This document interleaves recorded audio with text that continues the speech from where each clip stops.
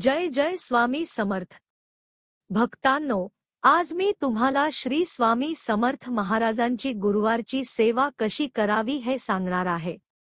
गुरुवारी सकाळी लवकर उठून स्नान करून स्वामींच्या चरणी दीप लावावा। पिवळ्या फुलांनी आणि अगरबत्तीने पूजा करावी। स्वामींच्या समोर शांत बसून श्री स्वामी समर्थ हा जप कमीत कमी 108 वेळा करावा।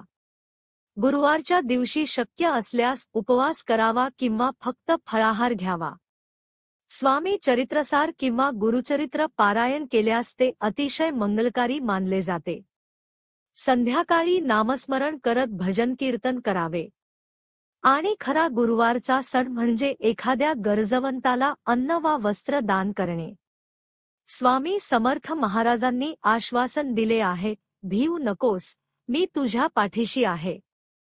म्हणून भक्तांनो, श्रद्धेने आणि भक्तिभावाने केलेली छोटी सेवा सुद्धा स्वामी महाराज स्वीकारतात। जय जय स्वामी समर्थ।